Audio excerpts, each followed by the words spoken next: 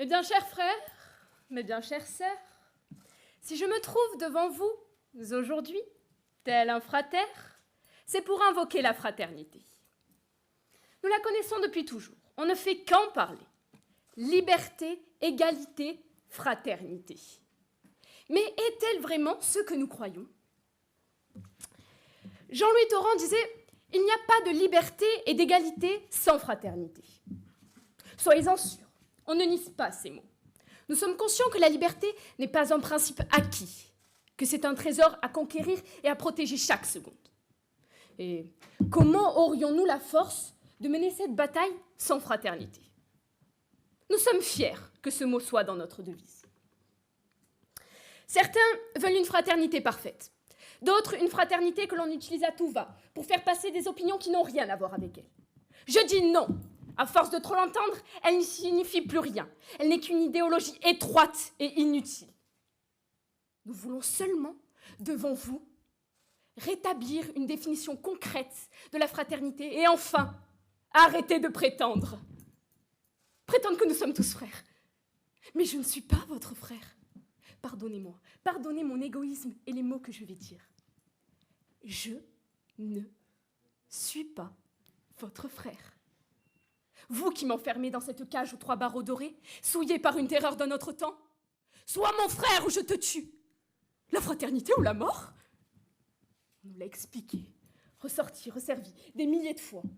Un concept social, hypocrite et utopique. Pourtant, pour moi, ce mot est toujours aussi vide. Pas de sens, pas d'envie. Vide de moi, il est rempli de vous.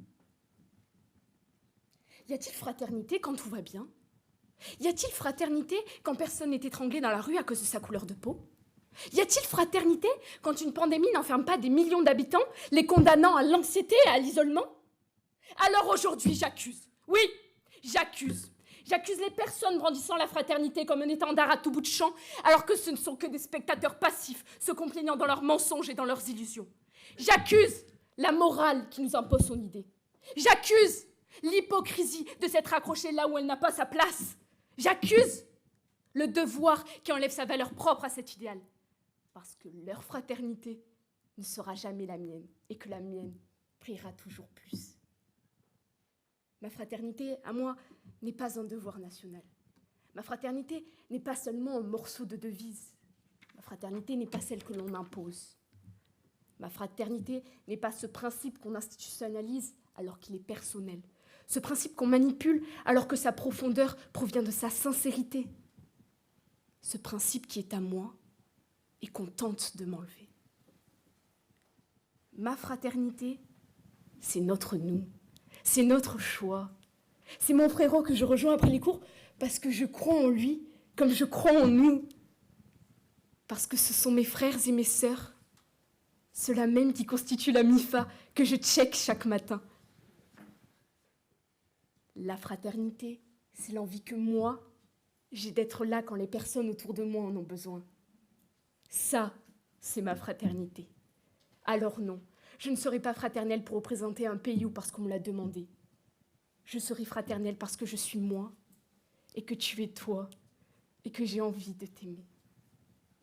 Libérez-moi, libérez-nous de cette fraternité imposée, et laissez-nous vivre la nôtre, la vraie, celle qui fait sens, celle qui nous lie. Soyons fraternels là où notre cœur nous dit de l'être. La fraternité ne se contente pas d'actes, et il ne suffit pas de nous l'imposer pour qu'on y adhère. Elle est faite de pensées. Elle vit par des intentions. Qu'on ose donc la repenser à notre image, et qu'on nous rende enfin ce qui nous appartient. Merci pour votre écoute.